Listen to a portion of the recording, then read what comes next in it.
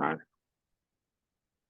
pues bienvenida al nivel perrito de la escritura, que es un curso que diseñé a partir de pues, lo que me di cuenta que ya es prácticamente una vida en la literatura, ¿no?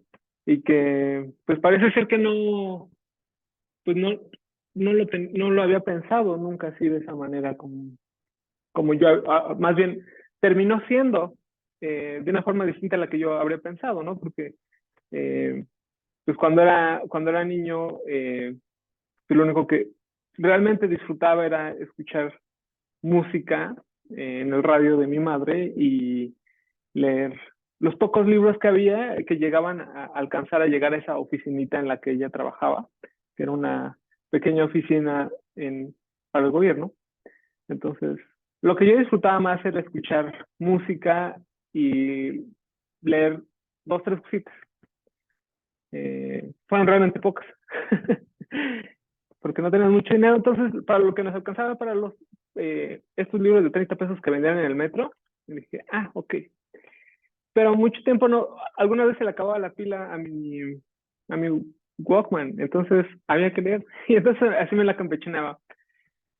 Y pues ya al entrar a la preparatoria supe que eso se le llamaba poesía y literatura y que incluso había gente que se dedicaba a ello. Entonces dije, claro, el siguiente paso entonces para lograr eso es pues estudiar una carrera universitaria. Lo único que encontré más cercano a ello fue lengua y literaturas hispánicas en un lugar en el que aprendí un montón de cosas, entre tantas otras en las que universitariamente es imposible aprender a escribir.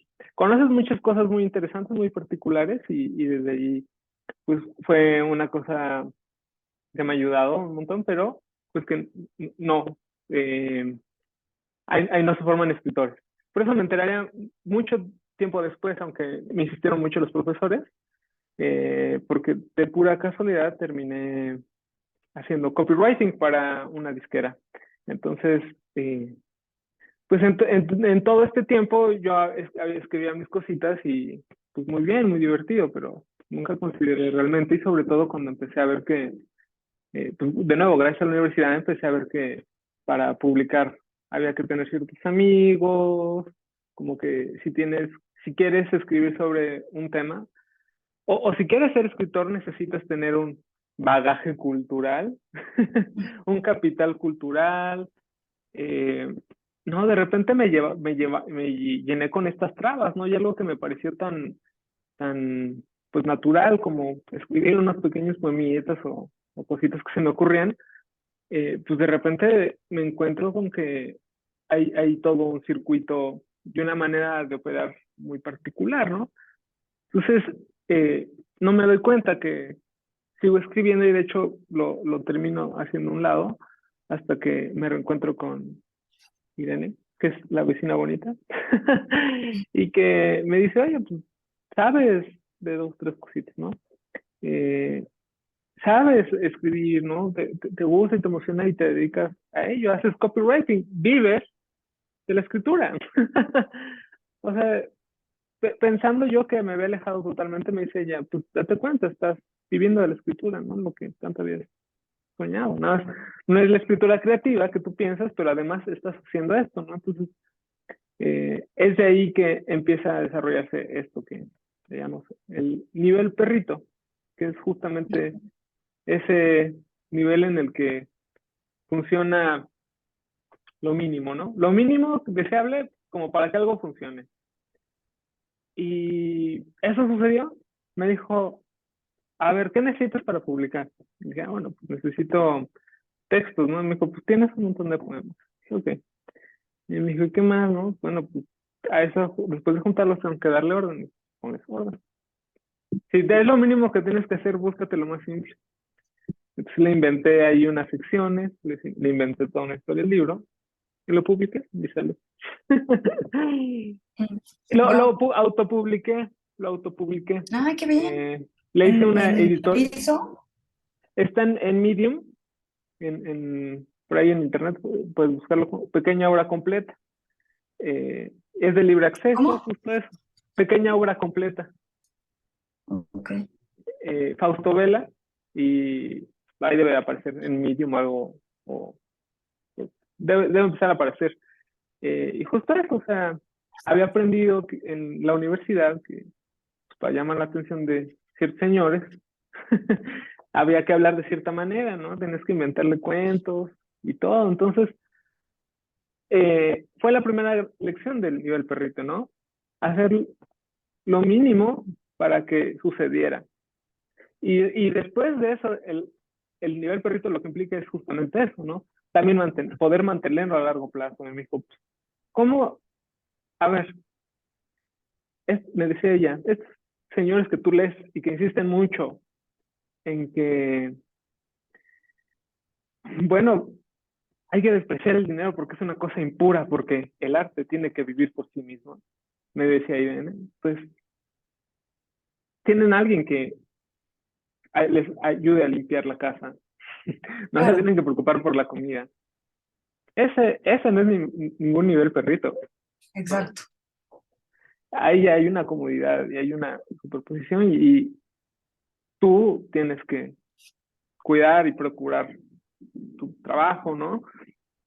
Y pues desde ahí fue que en ese sentido pude darle también cabida a esto, ¿no? Que ha sido, pues, este 2021, bueno, el 22, pues, Dos. Ujú. ya salió el segundo libro y el próximo año esperemos que vaya a salir ya el tercero Mm. y que lo estoy formalizando a partir de el diseño de una editorial de fanzines, ¿no? Que publicó, digamos, en ese sentido, eh, el primer libro y que ahora pues va a continuar y que la idea es que crezca, ¿no? Pero, ¿Qué bueno, editorial digamos, es? se llama Dorado Remolino y apuesta por el copyleft, que es justo el libre acceso de los textos y todo esto, eh, en el sentido en el que se privilegia que se imprima y que haya menos y los menos intermediarios posibles. Entonces, muy pequeña, apenas estamos empezando, pero pues ¿Ese es tu editorial? sí, sí, sí. Ay, qué padre. Entonces, justo el curso es respondiendo a toda esta cuestión, ¿no? Que eh, cómo es posible que alguien como yo, que no tuvo unos padres que conversaran mucho, eh, que pues ni siquiera vivieron juntos, ¿no? Pero tampoco tenía una familia que platicara mucho y que tampoco tenía muchos libros, sigue escribiendo. Y de dónde viene como esa motivación, ¿no? Y me pareció justo una cosa muy importante también compartirlo, ¿no? Hay que hablar más de el nivel perrito de la escritura. ¿Qué es lo que hace que la gente se enganche con esto, ¿no? Con un libro y que nosotros podamos también estar aquí dentro de este espacio tan lindo que es, pues, un código, porque eso es la escritura, ¿no? Y habría que partir desde ahí, que es la escritura, pues es un código, ¿no? Usualmente, usualmente es un lenguaje humano, pero también puede ser un código visual, ¿no? Puede Ujú. contener, o sea, pensamos muchas veces la literatura nada más como esto, ¿no? Como los versos y esas cosas, pero pues también hay otro tipo de literatura muy bella y compleja, como son los recetarios, ¿no? Eh, en los recetarios, en el siglo XIX, eh, estudia esta Sarah Geller, historiadora de la comida, pues bueno, que ahí empiezan a aparecer las primeras nociones de nación como una cosa identitaria y única e irrepetible además, ¿no? ¿Con los Justo recetarios? en los recetarios es donde primero empieza a aparecer la Oh. cuestión de nación antes de la independencia, pues, ¿no? Entonces, eh, ahí también pensar la literatura, ¿no? Como más allá del, pues nada más de las palabras acá, y que pues el, el, es una gran belleza, ¿no? Porque nosotros también codificamos nuestras emociones, nuestras experiencias. De repente nos damos cuenta también que nosotros no somos, dice Freud, ¿no? Pues no somos la cosa consciente que pensamos. Decía Darwin, no somos tampoco un producto de la nada. No somos ni siquiera el centro del mundo, ¿no? Decía también Colón. Y Sarames dice, bueno, tampoco somos nuestras emociones. Entonces, ¿qué somos, no? No somos lo que podemos codificar y acompañamos a codificar a otros. Y que en ese sentido, pues la lectura y la escritura, volviendo al tema que es la escritura, pues es también una forma de vincularnos con el mundo, ¿no? Una manera diferente en la que no podemos hacer en el día a día, ¿no? Un libro jamás va a sustituir una conversación, por más bueno que esté, Claro. ¿no? Siempre va a ser más importante el lector que incluso el propio texto, ¿no? Ujú. Lo importante es lo que se conversa. Eh, no sé si todo esto va dando algún No, sentido. sí, claro. Sí, sí, sí. Eh, ya empezamos. Que la escritura, ¿no? Pues finalmente es eso, es un nivel diferente en el cual relacionarnos con las personas. Más allá de cualquier género literario, yo diría que eso es la escritura, ¿no? Una forma de relacionarnos. Eh, Mm. y en ese sentido también, eh, aquí está un libro impreso, ¿no? Y hay un código, hay secciones, Mm. ¿no? Creo que desde Ujú. ahí también parte esta idea, poder ¿Es un multiplicarla, mini fanzine? pues sí, podemos llamarle así. Eh, pero la hacemos en el día a día también, ¿no? ¿Cómo hacemos la escritura en nuestro Ya día a con día? los recaditos. Pues haciendo post-it. Esa es una forma de relacionarnos también con nosotros mismos, ¿no? ¿Qué son las notas? Pues son un tiro hacia el infinito. Porque no sabemos si después vamos a saber qué significa lo que escribimos, que nos teníamos que acordar. No sé si te Sí, ha también pasado que... son... Ajá. No, no, te escucho. No, no, que no sé si te ha pasado, pero uno nota de repente las contraseñas de algunos lugares y se te olvida poner Ay, el todo. nombre por seguridad y dices, puta madre, ¿para qué? ¿Contraseña de qué es? ¿Esto qué abre? Exacto, totalmente.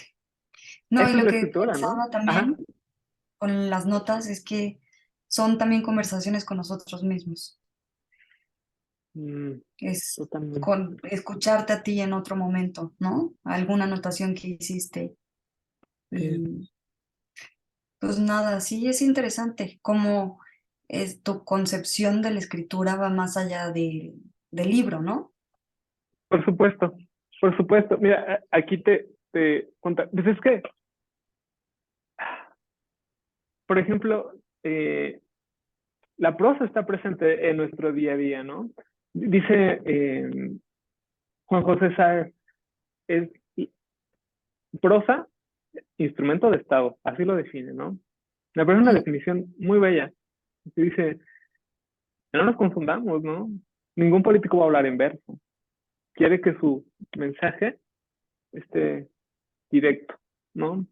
Sea directo, que sea entendible y que sea además transmisible. O sea, que esté tan bien hilado que el lector no se dé cuenta de lo que está sucediendo, ¿no? Por eso nunca Ujú. van a Claro. hablar en verso, desde ahí, más allá de si está cortado en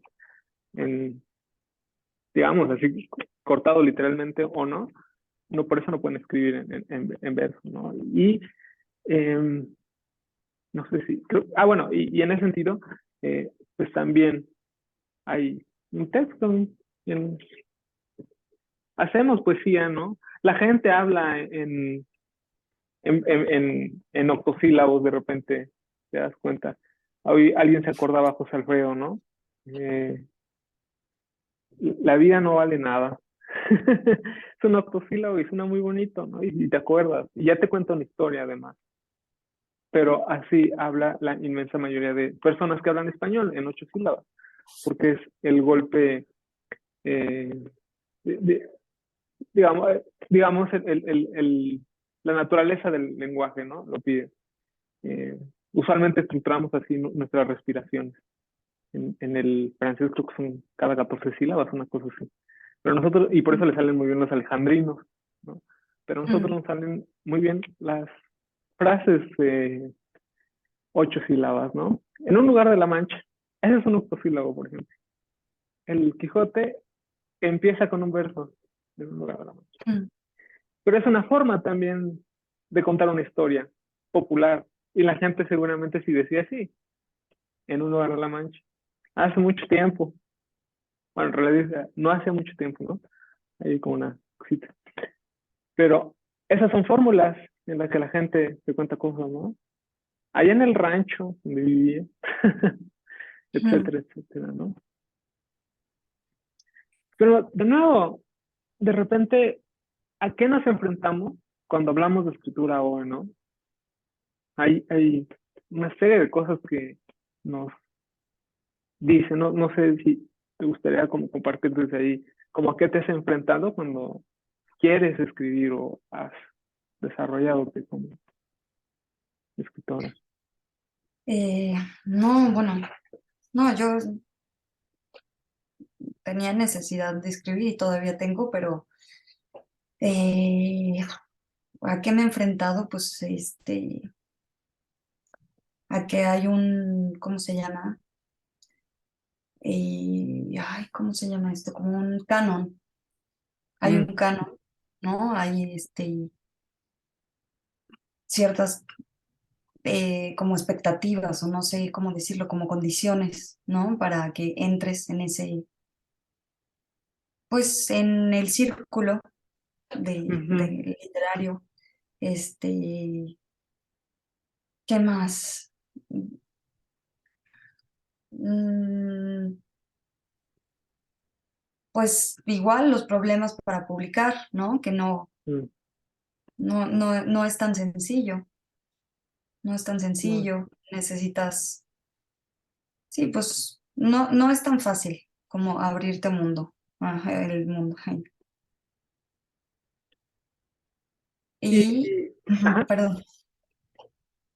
Sí, justo que, por ejemplo, o sea, escritura lo estamos pensando como literatura también, ¿no? O sea, como, sí, justo que se piensa que, pues que la literatura es de unos cuantos, o que es para unos cuantos, o que hay una forma de escribirla, o que hay una forma, o sea, como que se tiene se le tiene en un pedestal y mm, no es nada democrática, nada de la gente, me explico, o sea, está, no sé, es complejo que la literatura llegue a más gente y mm, que, no sé, que se lea lo que otros escriben, ¿no? Normalmente mm, lees lo que alguien, si ganó una beca o si publicó en no sé dónde, pero alguien que pues está empezando o cosas así, pues no sé si se le tiene tanta fe. Eso es lo que yo he visto. sí. Y muchas veces todavía no hay pues, u- una manera fácil de saber si eso nos va a gustar o no, ¿no? Eh, Porque hay un precio inaccesible muchas veces, ¿no? 400 pesos una novedad literaria. Si es, o sea, Sí, pues sí. si es a considerar dentro de tu presupuesto, salvo que tú seas el dueño de esos editoriales, ¿verdad? Sí lo tienes que considerar bastante. Y, y desde ahí, incluso pues parece cerrársenos el mundo, como desde esta perspectiva de qué es, ¿no? O sea, qué voy a poder leer, ¿no? Siempre hablan de lectores en términos de cuántos libros se leen. Pues, güey, pero leí 1000 correos y leí correos muy, muy bonitos. Y bien leídos. Eh, exacto, o no sé, alguien me contó un cuento, un chisme de una manera tan divertida que eso me revolucionó, ¿no? El chisme que además Ulises Carreón lo investigaba desde el fenómeno literario, ¿no? Es que hay fuentes. Un chisme no es si no tiene fuentes. ¿Quién te lo dijo? Ah, qué ¿No? loco. Sí. Entonces, desde ahí hay una forma de relacionarnos. Eh, vamos a, como probablemente, bueno, no probablemente, como Wisława Szymborska siempre sabe decir mejor las cosas que cualquier ser humano, vamos a leer este pequeño texto que es una propuesta para ir un poco más allá, ¿no? Saber a qué nos enfrentamos y cómo el nivel perrito es eso, saber a qué nos enfrentamos, a partir de ello desarrollar una escritura libre y que, pues eso, podamos integrarla dentro de nuestro día a día. Eh, Qué bello. te- a ver, lo voy a proyectar por cualquier cosa, pero igual ahí estaba el código. ¿Te Ok. late que leamos un párrafo y un párrafo? Sí. Perfecto. Empiezo. Solo como breve contexto, este es el discurso que dio cuando recibe el Premio Nobel de Literatura y que, pues bueno, en ella está inspirada justo esta primera sesión porque es un personaje bellísimo. Ella se vuelve, digamos, mediana, famosa mundialmente y al final de su vida, cuando justamente recibe este Premio Nobel, ¿no? Literalmente le iba bien, tenía sus amiguitos, hizo sus revistas, pero a ella lo que más le interesaba, por ejemplo, era hacer collage. O Mm, sea, dedicaba unos, había unos meses del año en los que se encerraba y preparaba todo para que entonces en diciembre a todos sus amigos les llegaran collage. mm, Y eso es lo que a mí me vibra. O sea, la mm, literatura la hago pues porque ya me fregué. Pero lo que me vibra es hacer collage para mis amigos, porque eso es más bonito, ¿no? Eh, no sé si lo decía textualmente, pero digamos que así es. Y bueno, entonces siempre publicó poesía y finalmente cuando le entregan el premio Nobel, todo el mundo, o sea, ¿qué está pasando? ¿Dónde? O sea, ¿cómo tenemos a una escritora así de cabrona? Y no le habíamos puesto atención, bueno, pues claro, porque son vatos seguramente. mm. Eh, pero bueno, es una escritora bellísima que además, eso, o sea, hay muchos muy buenos poemas de ella. Entonces vamos a leer un poco qué dice. Se dice que en un discurso lo más difícil es siempre la primera frase. Pues ya la dije, pero presiento que las que siguen van a ser igualmente difíciles. La tercera, la sexta, la décima, hasta la última, ya que debo hablar sobre poesía. Muy raras veces me he expresado acerca de este tema, casi nunca y siempre con la convicción de que no lo hago muy bien. Por eso mi discurso no va a ser demasiado largo. Toda imperfección resulta más fácil de aguantar si se sirve en pequeñas dosis. Mm.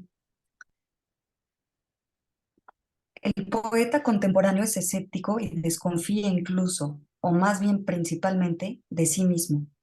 Con desgano confiesa públicamente que es poeta, como si se tratara de algo vergonzoso. En estos tiempos bulliciosos es más fácil que admitamos los vicios propios con tal de causar efectos fuertes, mucho más difícil reconocer las virtudes, ya que están escondidas más profundamente, y hasta uno mismo no cree tanto en ellas. En las encuestas o en los encuentros con amigos ocasionales, cuando el poeta se ve forzado a definir su profesión, acude al término genérico escritor o al de alguna otra profesión que adicionalmente ejerza. El empleado público o los eventuales compañeros de viaje reciben con cierta perplejidad e inquietud la noticia de que están tratando con un poeta. Sospecho que los filósofos también producen semejante inquietud. No obstante, ellos se encuentran en mejor situación, ya que generalmente pueden adornar su profesión con algún grado académico. Profesor de filosofía ya suena mucho más serio.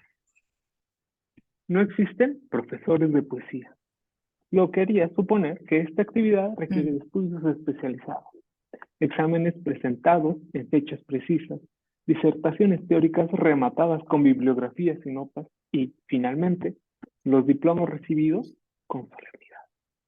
Todo esto, a su vez, significaría que para graduarse de poeta no bastarían las hojas de papel, aun cuando estuvieran llenas de excelentes versos, sino que se necesitaría sobre todo con sello y firma. Recordemos que justamente esa fue la razón por la que condenaron al destierro a Joseph Brodsky, orgullo de la poesía rusa, quien más tarde fue galardonado con el premio Nobel. A Brodsky se le clasificó como parásito por no contar con un certificado oficial que le permitiera ser poeta. Hace un par de años tuve el honor y la alegría de conocerlo en persona. Me di cuenta de que solamente él, entre todos los poetas que he conocido, le gustaba llamarse a sí mismo poeta.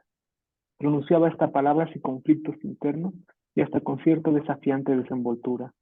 Pienso que se debía al recuerdo de las violentas humillaciones que sufrió en su juventud.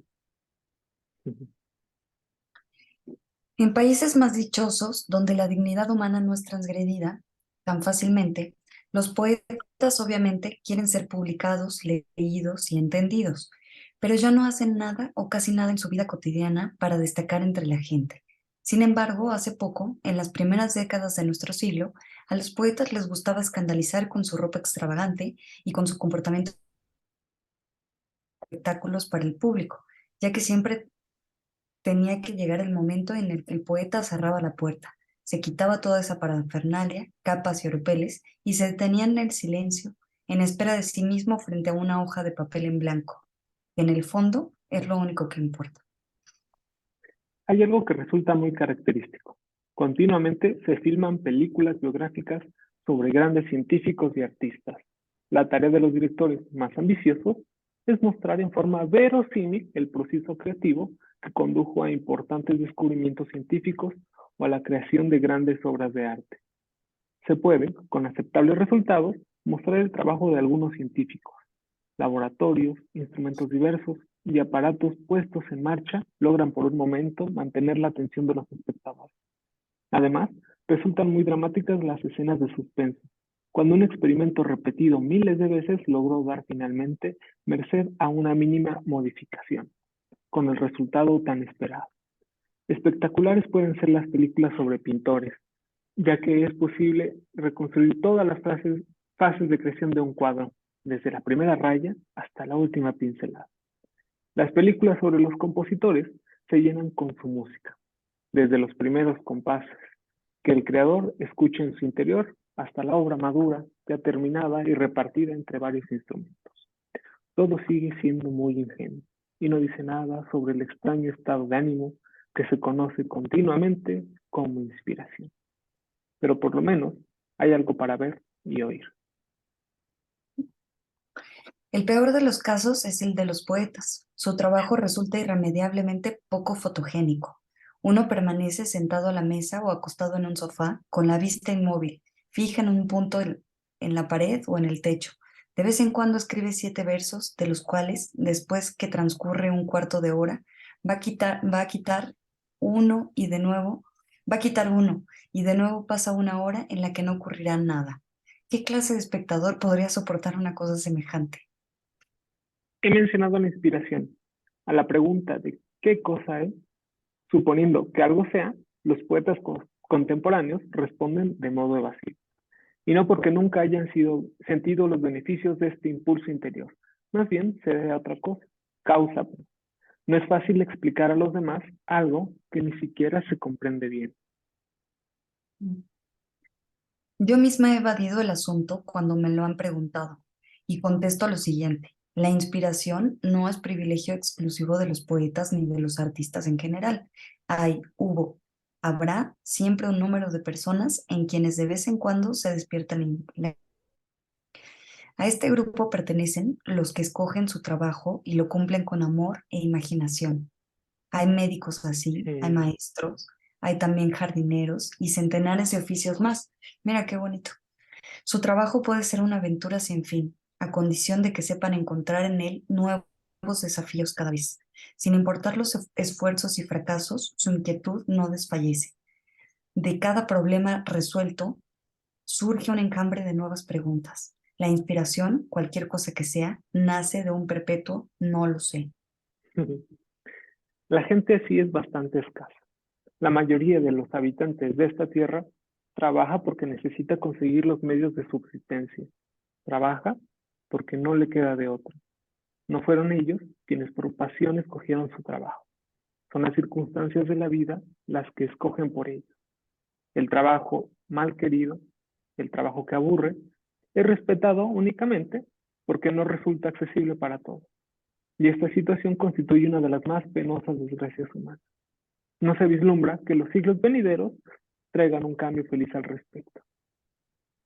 Totalmente de acuerdo. Así pues, tengo derecho a decir que aunque les estoy escamoteando a los poetas el monopolio de la inspiración, de cualquier manera los coloco en un grupo reducido de elegidos por la suerte. En ese punto pueden surgir ciertas dudas en los oyentes, si consideran que a los diversos verdugos, dictadores, fanáticos, demagogos que luchan por el poder con ayuda de un par de consignas gritadas en tono muy alto, también les gusta su trabajo y también lo llevan a cabo celosamente. Cierto, pero ellos sí saben, y lo que saben una sola vez les basta para siempre. Ya no tienen curiosidad por saber más, puesto que podría debilitarse su fuerza de argumentación, de modo que cualquier tipo de saber del que no surgen preguntas muy pronto fenece, pierde la temperatura propicia para la vida. En casos extremos, como es bien conocido en la historia antigua y contemporánea, pueden resultar mente amenazador para la sociedad.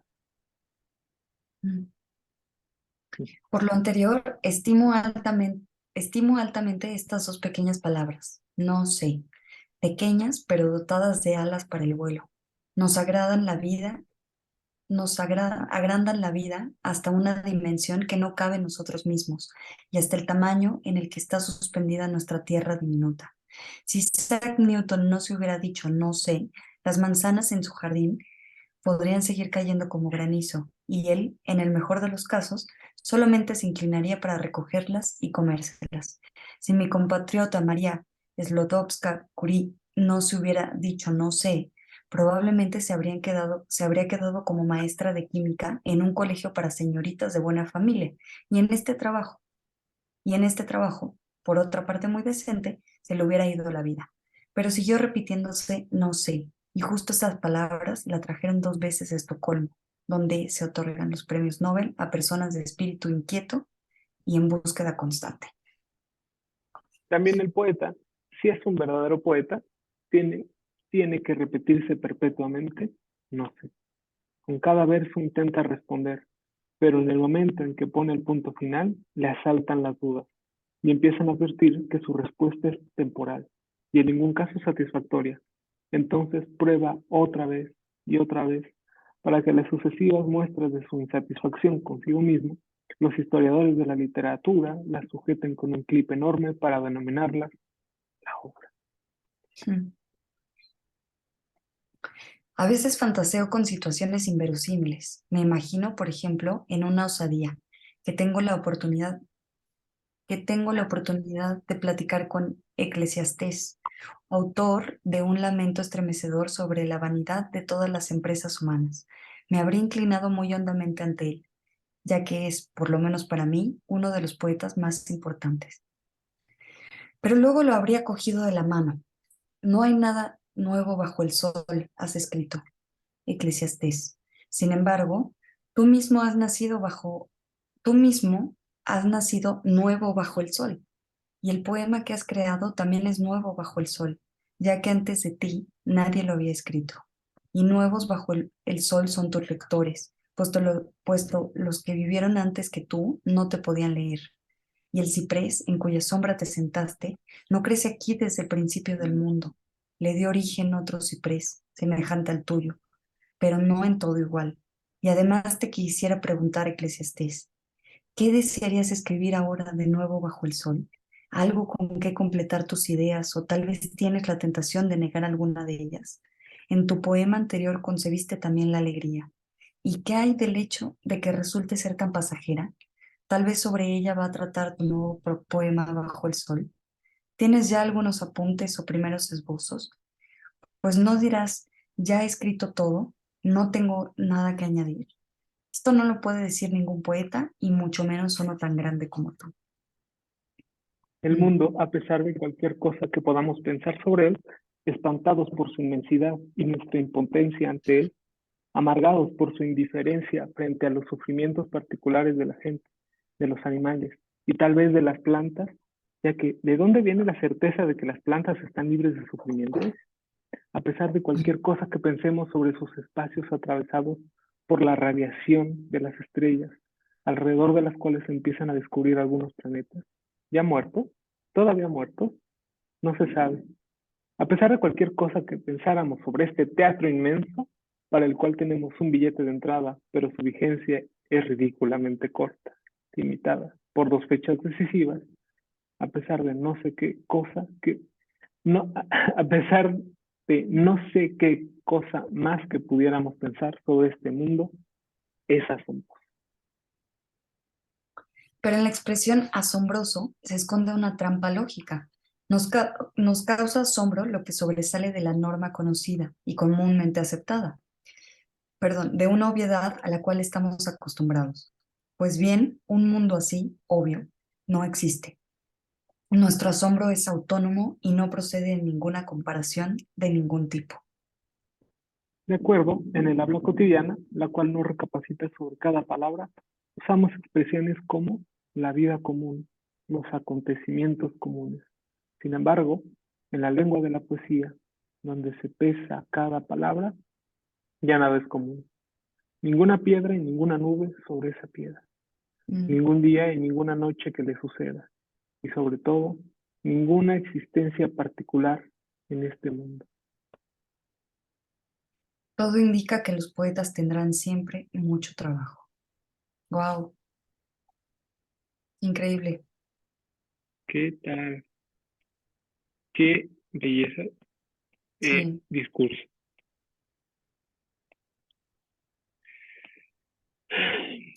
Pues a sí. eso se enfrenta uno, ¿no? Eh, hay un montón de cosas que, que uno quiere platicar después de este tipo de textos, ¿no? Uno quiere descubrir el mundo. Sí.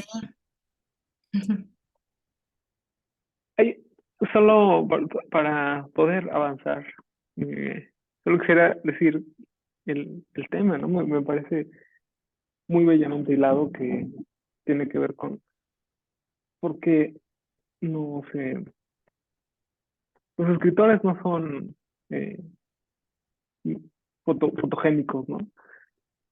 ¿Por qué? Y no obstante, sí lo son, ¿no? Uno piensa en vidas como las de Heracles Cepeda, las de García Márquez, y hay cada una serie de autobiografías que dices, o sea, ¿esto cómo no sería para el cine? Mm. Claro, pero lo que implica la figura del escritor es muy complejo, ¿no? Es lo que usamos todos en el día a día, el lenguaje. Y es, Mm. en ese sentido, eh, una cosa de mucho cuidado, ¿no? Y por eso también importa saber quién está siendo publicado, ¿no? Quién lo publican y quién no. Sino mínimo, mínimo nada más para saber eh, de qué va la situación, ¿no? Y ahí también tiene que ver uno qué tanto quiere ser publicado en ciertos editoriales para adentrarse en esos mundos que muchas veces son más políticos que estéticos, ¿no? Porque uno ve de repente novelas de autores con Penguin Random House que leen, que además escritores que están siempre en la mira y tienen muchos faltas de ortografía. Y dices, claro, ellos entienden el negocio. Aquí no estamos hablando de calidad, ¿no? Estamos Mm. hablando de lo que usted quiera decir. Inserte Mm. aquí. Discurso total, ¿no? Por eso no es tan fácil que se hagan películas sobre escritores, ¿no? Son un potencial peligro, porque enseñan a la gente a hablar, ¿no? Eso tendría que ser un escritor, acompañar a la gente a desarrollar el lenguaje, ¿no? Más allá de su propio lenguaje, porque el poeta da vueltas sobre sí mismo, ¿no? Los escritores, y en ese sentido también, como dice, quitarle el monopolio de escritura a los escritores. eh, pues porque la escritura va más allá de eso, ¿no? Y pues para eso hay que saber a quién nos enfrentamos y tenemos que hablar sobre los escritores, que cada quien le podrá poner el rostro institucional que cada quien quiera, ¿no? Luego hay premios hasta incluso con nombres de escritores, ¿no? Y toda una serie de cosas. Eh, pues eso, el monopolio de la escritura es de los escritores. Hay que ser personas que escriben. Wisława, porque algo que me gusta mucho de ese texto es que recalca esa parte, ¿no? Como de, pues, hay más cosas que hacer en el mundo, además de escribir, ¿no? No todo es escritura en esta vida, eso sería una cosa horrenda, ¿no? Mm, Y en ese sentido, la figura de escritor a la que nos enfrentamos en el día a día es uno del señor que siente mucho, ¿no? Y todo el mundo siente mucho, más bien es a dónde lo enfocamos, ¿no? Vamos a ir justo viendo poco a poco y tirando eso, ¿no? Eh, hace arte desde el capital cultural, ¿no? Y ahí parece ser que vienen estos mitos, ¿no? Tan fuertes en torno a la escritura y que a muchas personas les pone esta barrera y que te dice que si eres escritor tienes que ser un gran lector. Como de por. O sea, sí, no están peleados, pero una cosa no tiene que ver con la otra, ¿no? Mm, son diferentes procesos, son diferentes situaciones del mismo proceso, ¿no? ujú, Eh, porque también siendo lector, estás haciendo que el texto viva, ¿no? Si tú no lo lees, no existe, ¿no? Y en ese sentido, no podemos tampoco creernos ni siquiera que los textos son en el momento en el que son publicados, porque muchos libros increíblemente hechos que aparecen 500 años después, ¿verdad? Porque quién sabe qué casualidades de la conquista. De repente, 500 años después, se encuentran a un escritor como Woman Poma que dibujaba y que además tenía una prosa bellísima y escribe un libro que se llama Nueva Corónica. Y es un libro muy importante, eh, pero muy importante 500 años después. Es una mm, manera diferente de comunicarnos, ¿no? Es más bien una forma temporal la escritura. Y pensar desde ahí también, de nuevo, la ortografía es una casualidad, ¿no? El error, el escribir mal, es una mera casualidad. Cervantes, si uno lo lee, si uno tiene el tiempo y el ocio para leer el Quijote, primero que nada se va a encontrar con un texto muy divertido y segundo con un texto muy mal escrito. Siempre me acuerdo de Francisco Rico, que es uno de los editores modernos más populares del Quijote. Dice, es que señor no sabe escribir. Bueno, no dice así. Pero dice, hay una frase en la primera parte en la que escribe, le dio las llaves de la ama de la casa. Le dio las llaves del ama de la casa. En un momento, ¿de quiénes son esas llaves? No puede, o sea, esas llaves no son o sea, porque la forma en la que está escrita implicaría que esa llave abre a la ama. Pero ¿cómo? O sea, ahí no hay mm, un juego literario. Aquí hay un error. Y es mm, claro que es un error. Y está bien. Así lo entendemos. Es lo divertido del Quijote, ¿no? Y más allá de si tenemos o no las notas a pie de página, que siento que es en el texto, es un texto que uno podría leer. Si uno se aventura y se empieza a creer que sí sabe ese lenguaje, pues uno aprende a hablar así, ¿no? Y hay un escritor, Luis Felipe Fabra, hizo una novela a partir de esa sensación, ¿no? Entonces parece que está escrita en el siglo de Cervantes, pero también escrita actualmente. Se llama canción, las canciones oscuras, una cosa así. No recuerdo ahorita el título, pero bueno, de ahí viene, ¿no?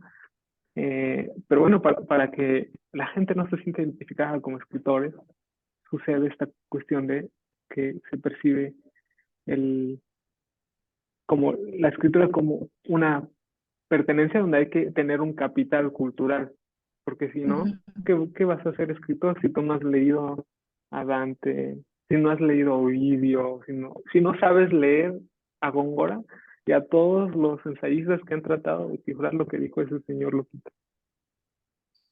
El escritor va más ahí. Pero eso defienden los escritores. Y en ese sentido va muy ligado al copyright, ¿no? Al, la idea de que solo yo soy dueño de lo que escribí. Ujú. Solo, es muy bello cómo lo trata Bislava, ¿no? Desde, ni siquiera el lenguaje nos pertenece a Dios, lo heredamos y nos tratamos de comunicar con algo que no nos pertenece y no podemos ver, es el lenguaje. Y por eso que nos comuniquemos, que en ese preciso momento dice tú y yo, nos estamos entendiendo, es un milagro, Ujú. porque ni tú ni yo construimos estas palabras con las que estamos hablando. Y no obstante nos estamos comunicando y pretendemos que nos entendemos, ¿no? Yo creo que sí nos entendemos, pero toda teoría diría que, pero toda teoría diría que probablemente no. En ese sentido, el copyright me parece como una cosa muy natural que defiendan los escritores, ¿no? Como este texto que yo produje es mío y voy a cobrar cada vez. Lo, es una cosa, Ay, se cortó, perdón. Voy a cobrar qué cada vez que lo lean o que lo no, compren. cada vez cada que lo buscan, Ujú. copias, lo suben a internet. La finalidad de un escritor no es que lo lean. Ojo, y eso es importante, ¿no? Los que están quieren que los lean, más bien estar allí, ¿no? Y que se nombren, y por eso contratan más, pero tener los derechos, esa Ay, se obra. está cortando, espérame. Sí, ¿Seré yo o eres tú? eh, lo que puedes hacer es ¿Sabes qué? ¿Puedo traer el cable del sí, internet? ¿Sí? No me tardo.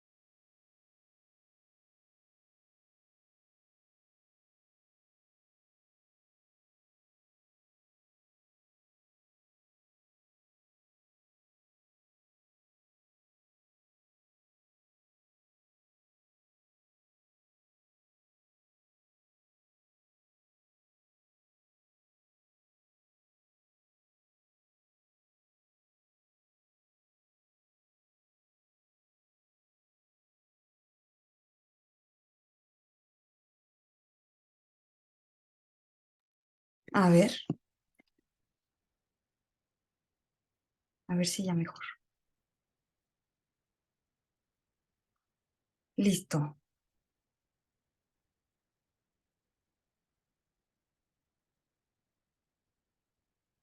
Adelante.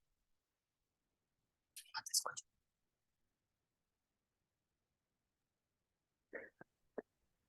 Disculpa. Pues que finalmente como desde ahí sé que para ubicar muy bien a sede y que al menos para saber que de la red de escritores, más desde ahí Torres está en su biblioteca, ¿no? Y que no tiene contacto con el mundo exterior. Eh, Me parece que es justo cosas que no operan o funcionan para que sumamos como personas que escriben, ¿no? Y eh, es, digamos, el enfoque de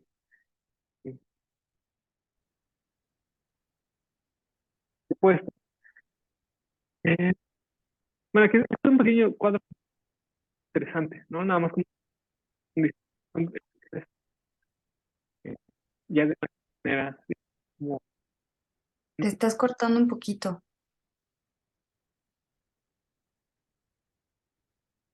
No te escucho. Mm. Mm.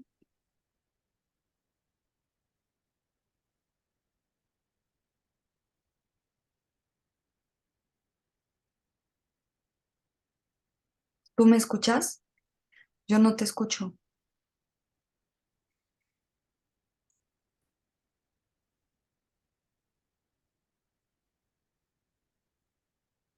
Hola, ¿me escuchas? ¿Me escuchas?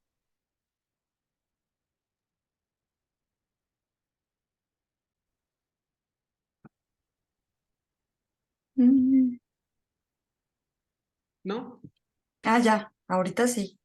Ah, perfecto. Ya, Pues quién sabe sí. qué pasó. No Eh, te no escuché esto.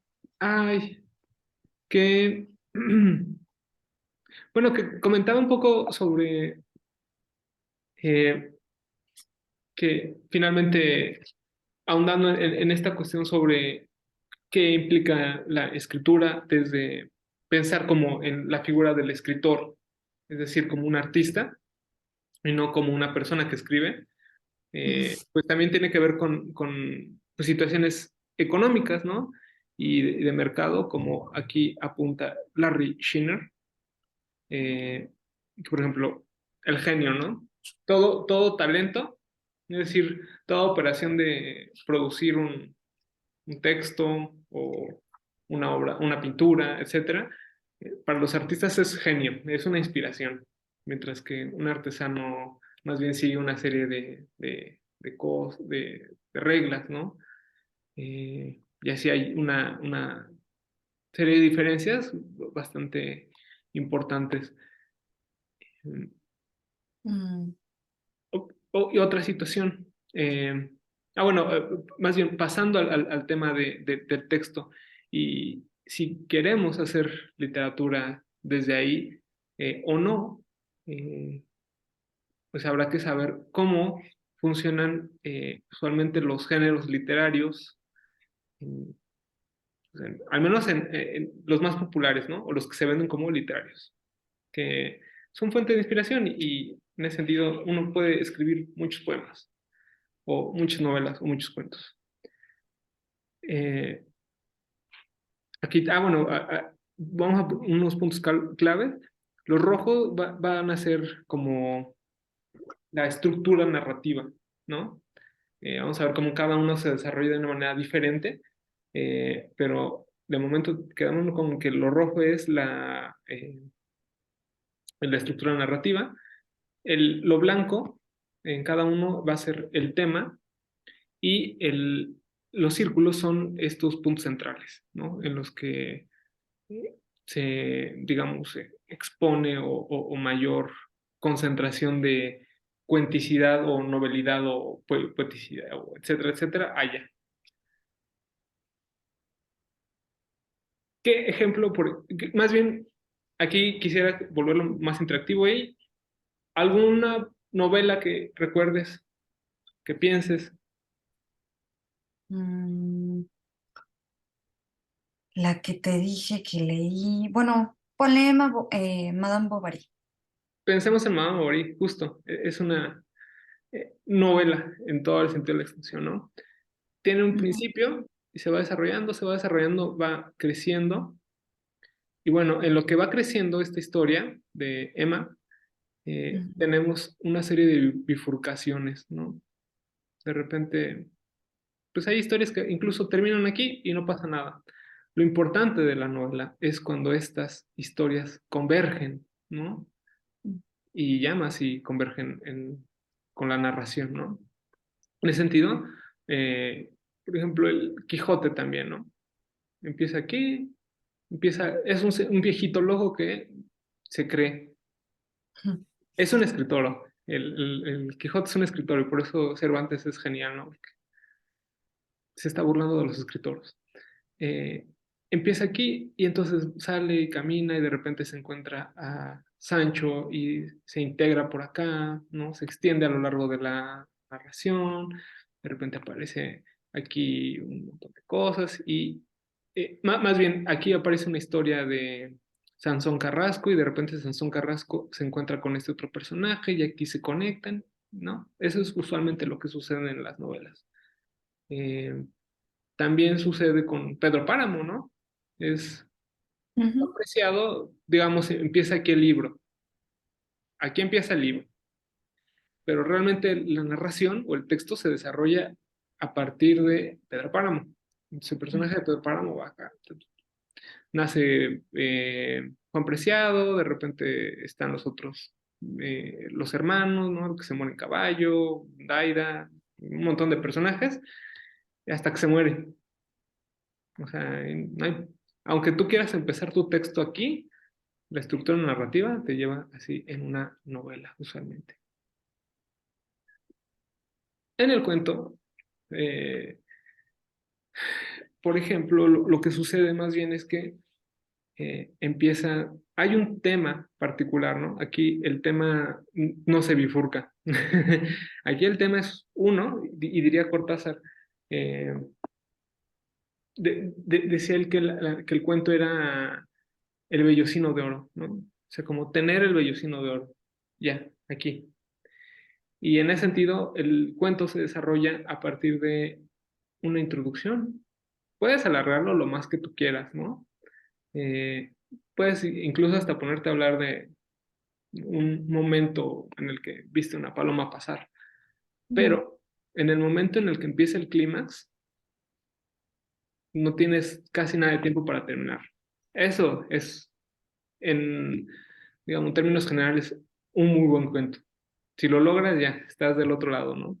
ujú, Puedes jugar con esa estructura, hay mil y un formas de hacerlo, sobre todo como con lo mismo, ¿no? A partir de qué momento empiezas. Pero es, digamos, en ese sentido, la estructura. Y por eso es solo un punto central en el cuento, ¿no? En la novela sí tú puedes ponerle varios, los que tú quieras, ¿no? Y por eso, si tuviéramos que hacer el esquemita de Cine de Soledad, aquí estaría rodeado de mil y un circulitos. ujú, Eh, pero en el cuento nada más puedes hacerlo o lo ideal es que sea, en un momento, en un personaje, en un encuentro, una acción, algo, ¿no? Eh, Muy buenos cuentos. El Casa Tomada, creo que siempre es un clásico de Julio Cortázar, ¿no? Creo que muchos lo leímos. sí. Juan Rulfo también, de nuevo, es un cuentista tremendo, o sea, me parece bestial. Eh, Mi favorito creo que es No oyes ladrar a los perros, sí, me gusta mucho. Y tiene esa estructura, ¿no? O sea, en cuanto se sucede esta cosa, se acaba el cuento, o sea, son cuestión de dos, tres oraciones en las que se acaba el cuento, ¿no? Eh, no sé si recuerdas algún cuento en particular. Mm, Pues a mí me gustan los de Salinger, por ejemplo, no sé, pero ahí luego no pasa mucho. Este, pero podemos poner el ejemplo de Casa Tomada. Ya se tomaba. Sí, justo eso, ¿no? Se alarga mucho la introducción, de repente no sabes muy bien qué está pasando, qué sucede, y ya cuando los empiezan a acercar, se empieza a acelerar el asunto, ¿no? Y Y acaban que lo sacan, ¿no? De la eh, casa. sí, sí, sí, ahí hay un, un- un- la expulsión justamente es el momento, ¿no? El clímax. Ahí está, Y, ¿no? y no sabemos nunca quién es, ¿no? Sí, como, digamos, regla general de este juego llamado literatura, usualmente dicen que entre más misterio, mejor, ¿no? Siempre hay un control sobre el misterio. Y entre más pronto tú puedas hacerle saber que hay algo que no va a poder descubrir al lector, más lo enganchas, ¿no? Ujú. Eso es tan funcional en un lugar de La Mancha, de cuyo nombre no quiero acordarme. Maldita sea. ¿Por qué no? ¿Qué no? Ujú. El poema y el ensayo, me parecen que son, a mí me encantan estos géneros, ¿no? El poema, ninguno de los dos, más bien, ¿Ninguno de los dos qué? no, no, no, a ver, lo que usualmente ocurre con el poema y el ensayo es que hay una serie de variaciones sobre un tema que no alcanzan nunca a tocar con la narración. No sé si es claro. Eh, Estos géneros usualmente dan vueltas sobre su mismo tema, ¿no? Eh, Ensayo sobre, ay, qué grandes ensayistas. Eh, Siempre pienso mucho en Marisol García Guaus. Me parece una ensayista tremenda que, por ejemplo, habla sobre las camas en las que ha dormido. Mm, Y entonces dice, hay algo que está sucediendo, ¿no? O sea, qué experiencia tan cabrona de repente estar en un hostal del otro lado del mundo sin saber el lenguaje de la gente y no tener forma de comunicarte, pues sí te hace acordarte de la cama en la que dormiste buena parte de tu infancia, ¿no? Que estaba más comodita. mm. ¿Y qué comparten esas camas? ¿Qué las hace ser camas, no? Eh, el poema, no sé, podemos hablar de toda la poesía, incluyendo la Ilíada, ¿no? Y la Odisea, aunque son más parecidos en estructura a la novela, eh, digamos ya, jugando un poco con eso, pues es un poco el tema de cada poema, ¿no? Dar vueltas sobre lo mismo. Ahí el ejemplo que más bien usaría es el Eclesiastés, ¿no? No hay nada nuevo bajo el sol. Bueno, pues sí, es la poesía, ¿no? Sucediéndose a cada rato, pero nunca llegando al punto central. Mm. Eh, y de nuevo, el texto ahí, pues más bien es independiente, o sea, muchas veces hasta pueden ser intercambiables, ¿no? Digo, ahí habla más bien de trabajo, de cómo conectas cada una de las palabras, como dice Vislava, pero en un sentido muy general, no habría problema si tú quitas un verso, ¿no? Tendría que poder mantenerse el poema. En ese sentido, pues es tan amplio o tan breve como uno quiera. La canción, no, para no dejar de notarlo, eh, sería una variación de esto, pero solo que la canción sucede ya teniendo presente al, al espectador, ¿no? Un cantante sin público es lo más triste del mundo. Entonces, pero la canción, pero en ese sentido, la canción opera a partir de la comunicación que entabla con una persona, ¿no? Y por eso es importante el vínculo que se crea y así que José Alfredo nos diga, pues que en el último trago, aún así lo quisieron besar, pues sí, sí arde, dices, "Ay". O sea, qué cabrón, el güey sabe que lo estoy escuchando. Y el texto lúdico y el teatro. Eh, Queremos hacer teatro o queremos hacer textos lúdicos. En textos lúdicos ¿Qué siempre... sería un texto lúdico? Ah, increíble. Justo, pues son... No sé si he leído alguna vez Ulises Carrión. Eh, Sí, el arte contemporáneo. Yo diría que el arte contemporáneo todo entra ahí. Porque ok, uno tiene que ir al museo y de repente ver la imagen, pero también ujú, ver el texto. claro, sí. Y el texto es fundamental, ¿no? El arte contemporáneo se mueve a partir del texto. Por eso, pero lo que sucede es que el tema conecta la narración, de, Ujú, ¿no? En tanto hay un espectador y que este esté en vinculación con el texto, por eso el punto central es más bien el encuentro, ¿no? O sea, ujú, que tú leas eso. De escritores, digamos, más clásicos, Mario Lebrero hace una cosa así, ¿no? De repente, eh, ¿Quién? Mario Lebrero, que es un escritor uruguayo, por ejemplo, este es un ejemplo que me gusta mucho sobre un texto lúdico. Eh, Se llama La novela luminosa. Es un libro en el que, hecho de 400 o 500 páginas, dependiendo de la edición, de supongamos que si en esta edición tiene 400, 300 de las páginas de la novela luminosa son un diario de de la beca que le dieron para escribir la novela luminosa. Y las últimas 100 páginas son la novela luminosa. Entonces, el diario de la beca de repente es como de, vi a una paloma. Aplastaron a la paloma. Chin. Tengo que ir a comprar un sofá. Madre, ya me acabé el dinero de la beca y no he escrito la pinche novela. ¿Qué voy a hacer? ¿Qué voy a hacer? Bueno, pues voy a ir a ver la paloma. Madre, es que ya llegó el palomo a acordarse de la paloma.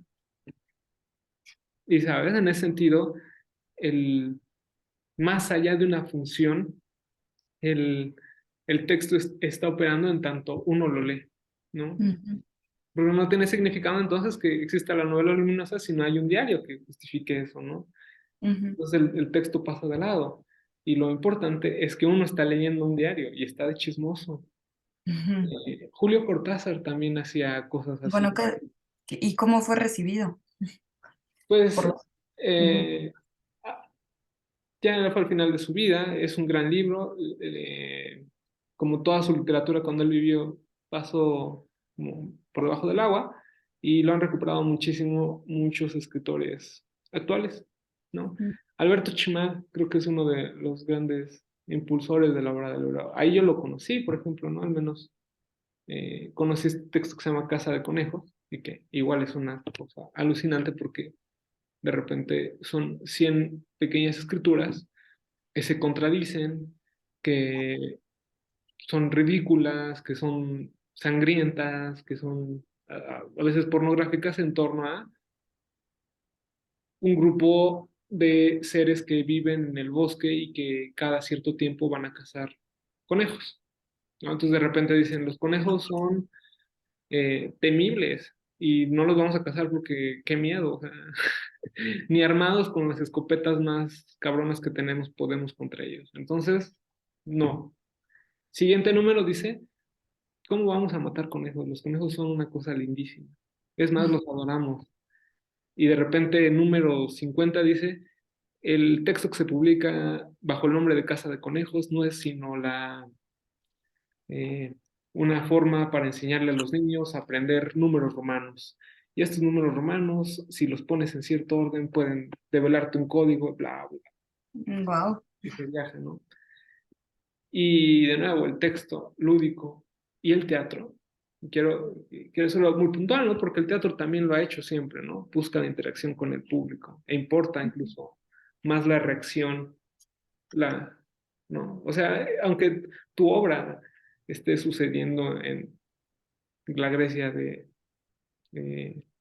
pues, todos esos señores, lo importante es el efecto que tiene en la gente, ¿no?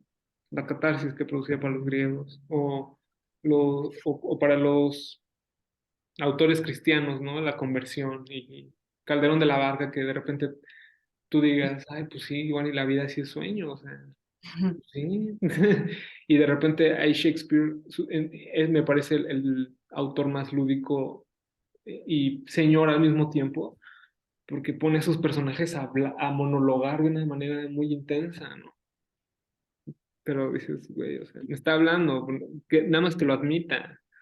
O sea, esto no lo está diciendo al mismo, me lo está diciendo a mí, pero es tan orgulloso sus personajes que dicen ser o no ser. O sea, eh, ya en ese sentido, es como, digamos, me parece que operan el texto lúdico y el teatro.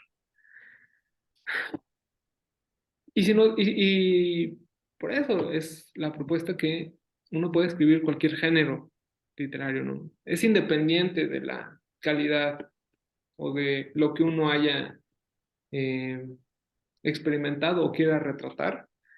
Como dice Bislava, ¿uno en qué se inspira? Bueno, pues uno se inspira en cosas, ¿no? Pero si uno quiere escribirlas, pues nada más hay que saber, que ubicarla en alguna de estas formas. Sí, sí tiene algún sentido, yo creo que sí. Eh, y pues para ello, ahora que surcamos la parte, digamos, más académica, aunque, como decía hace rato, soy bastante autodidacta, eh, hay un decálogo perrito para sobrevivir a la escritura. O sea, ya sabemos que no hay que creer en señoros, que podemos escribir en cualquier género. ¿Cómo vamos a sobrevivirle a eso? Porque en la teoría suena bonito, pero en el día a día es más complicado. Eh, La filosofía de los... Punto número uno. Odio que sean los decálogos mexicanos. Es un género de repente medio tiránico, pero ni modo. La filosofía de los árboles. Bueno, este es un pequeño texto. Si quieres darle captura, pero es que básicamente habla de que los árboles, el árbol que vemos, pues, es solo la representación de todo un circuito de árboles que se intercomunican, ¿no? O sea, si un cerezo está aquí es porque hay otro del otro lado, de un lado, ¿no? Que permite que pueda florecer que pueda crecer ese cerezo, ¿no? Es lo que han descubierto los científicos más avanzados. Después de que Darwin al final de su vida investigó plantas junto con su hijo y dijo, es que no nos creamos que los mamíferos son la gran cosa, las plantas están muy locas, se mueven con la luz de la... O sea, ¿qué es eso? Y además se mueven en grupos, ¿no? Y se cuidan entre todos. Por eso un bosque es temible, porque tú no sabes a qué te enfrentas, ¿no? Y se comunican de una forma en la que nosotros estamos, o sea, nosotros tenemos lenguaje y está fracturado. Los árboles no necesitan comunicarse y además, ¿cómo hacen para mover a los mamíferos que producen frutas? Y entonces así hacen que los animales se acerquen y defiendan a los árboles. Por eso creo que se llama mermoplestosis, una cosa así, eh, pero es justo el fenómeno en el que las plantas, si bien no pueden, si algunas no pueden producir frutos, lo que hacen es producir néctar en el tallo. Eso para que las hormigas les ayuden a defenderse de otros depredadores. Y eso les cuesta mucho. Esa es su manera de hacer arte, ¿no?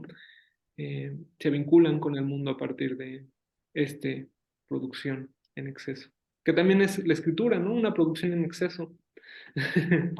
Esto, para que un señor como David Huerta pueda escribir esto, pues hace falta muchos burocráticos, hace mucha falta mucha burocracia. Entonces, ¿por qué el número uno la filosofía de los árboles? Porque pues hay que pensar más en eso, ¿no? En nuestras redes. En ¿qué otras personas les interesan leer y qué leen? ¿Cómo lee la gente que está a mi alrededor? No solamente leen libros, bueno, pues también leen correos, cómo jugar con eso, ¿no? Cómo integrarlo.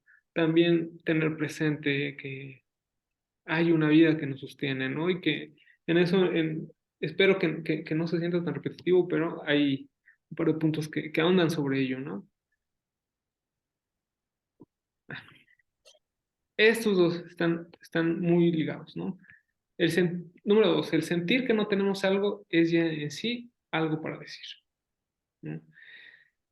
Comprender los textos más allá de la tecnicidad que es pues, que aparezcan en un impreso, y ya voy a cambiar de libro porque ya me hartó la Biblia.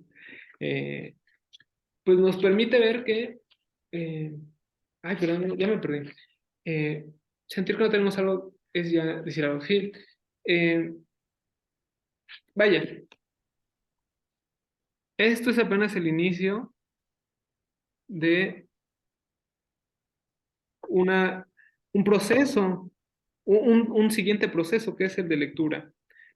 Y después del de lectura, pues el de codificación y de transmisión, porque pues si bien la parte gráfica queda aquí, pues cuando hay una segunda edición o hay una tercera edición, ya también cuenta otra historia, ¿no? Cada edición además se le puede corregir o no, se le pueden cambiar cosas. Eso depende de qué tan abierto sea o no el escritor, ¿no? Pero en ese sentido, incluso el Quijote, ya nunca vamos a poder leerlo de la manera en que Mm. seguramente Cervantes lo pensó.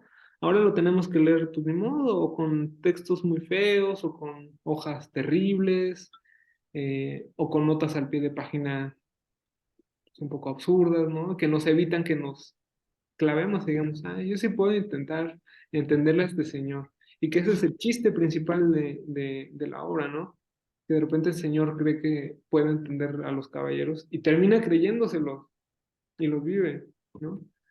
Eh, y bueno, a lo que voy con esto es, cuando nos enfrentamos a la página en blanco, también reconstruir esa historia, es decir, ¿qué hace que yo esté aquí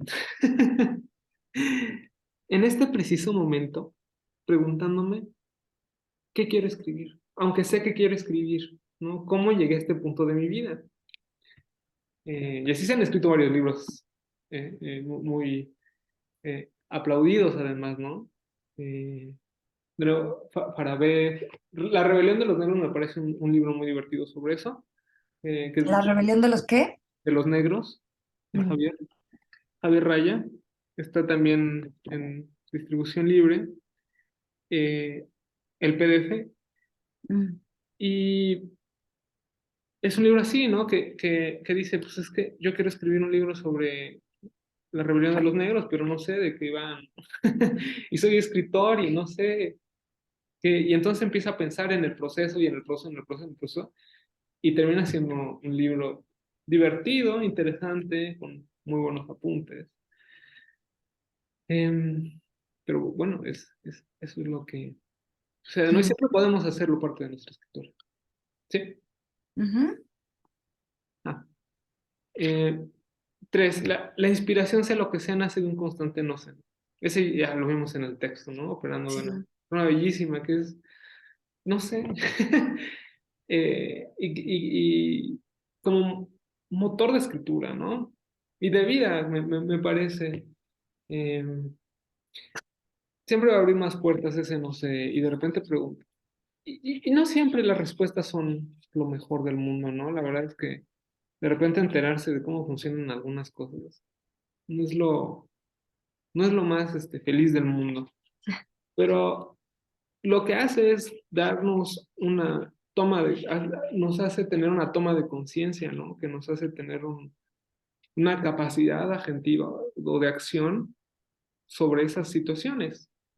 Ujú, Si bien cierto. no son amigables, pues al menos sabemos que nos podemos hacer, nos podemos más o menos mover a partir de ello, y entre más conozcamos, más nos podemos mover, ¿no?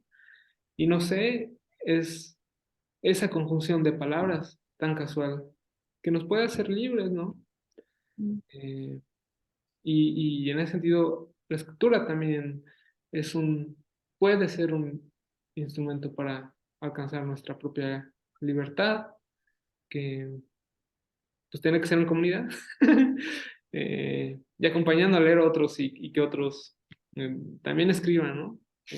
Pero ese no sé, siempre va a ser muy importante y será que siempre esté presente. Eh,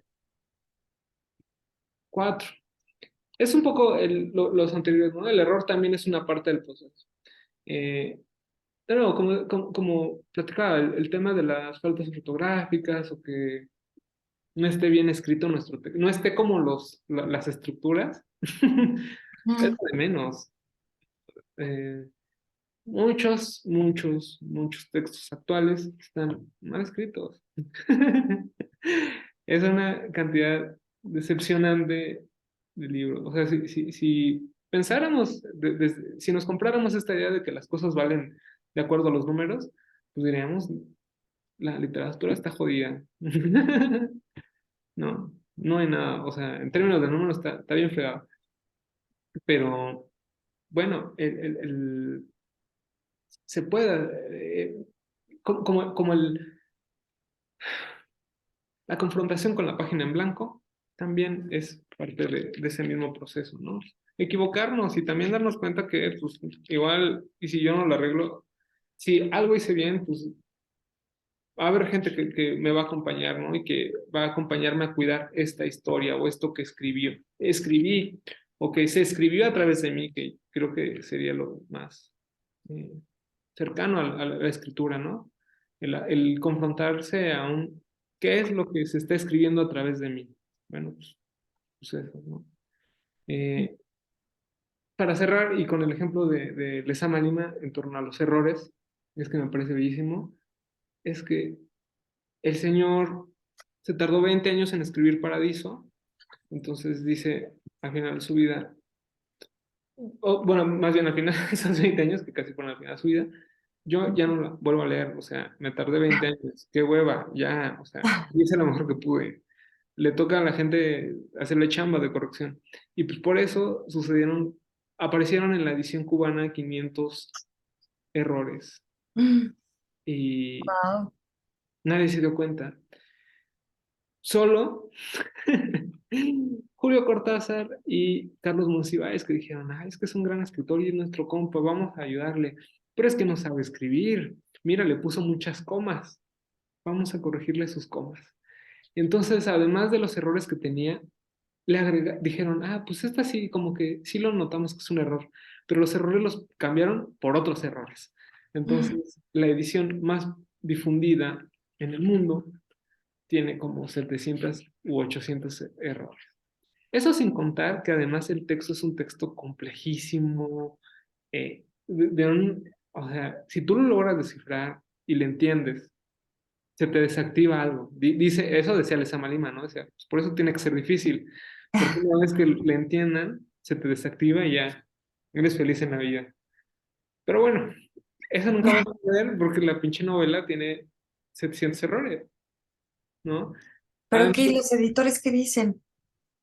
Se empezó a corregir esa situación a partir de Cintio Vitier, que es un cubano, que también amigo conocido de Lezama Lima, que cuando muere él empieza a formarse como académico, que además logra salir de Cuba. Eh, qué extraño.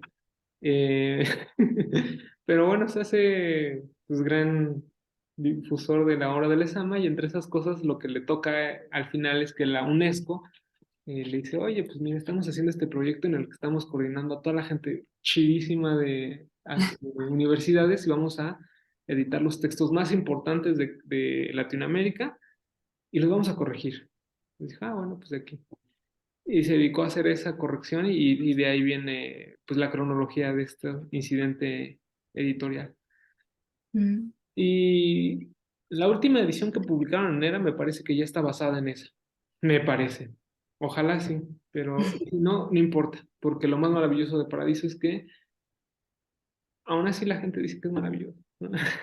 Sí, qué loco. Es decir, no entiendo ni un pito de lo que está hablando este viejo, pero qué maravilloso libro, ¿no? Y decía Octavio Paz, es una cosa bellísima. Y decía Julio, o sea, si Julio Cortázar y Octavio Paz coincidieron en algo, o sea, qué cosa tan bella tiene que ver. Entonces, no pongamos atención a los errores, ni siquiera a los ortográficos. O sea, vale. Se puede corregir en una siguiente edición o, o un corrector habrá de acompañarnos en eso. 5. Esta es una cosa muy práctica y es, mi gran recomendación es tener casi siempre 2 libretas. No sé cuál sea tu caso de escritura, pero 2 libretas porque la primera va a ser como de viaje y hazle los dibujos que tú quieras. Y por favor también usa colores. Porque así ¿Por qué? pensamos, pues porque así pensamos más plenamente y evitamos pensar en los errores, ¿no? Porque así nos acordamos de Bob Ross y decimos, sí es cierto, un accidente es un accidente feliz. Y si no lo arreglamos, anyway, podemos volver a cagarla en nuestra libreta. Eh, por ejemplo, desde ahí empecé a aprender a dibujar, pintar, pero también entrevisté a un señor que de repente me dijo, y quiero este, hablar sobre mi vida. Y pensé que iba a hacer una entrevista y me dijo, ok. Y empezó a hablar y fueron 4 horas de escucharlo. Y ya estaba grabando. Entonces dije, bueno, pues para entretenerme voy a anotar. Pero todo esto finalmente desemboca también en una escritura, ¿no? Pues es de escritura y esto ya hubo una codificación y pues algún día va a salir un cuento, ojalá, o un poema que hable sobre este signo. Eh, pero desde ahí, el ejercicio de la primera libreta siempre es divertirse, pasársela chido. Y entre eso pueden salir cosas interesantes.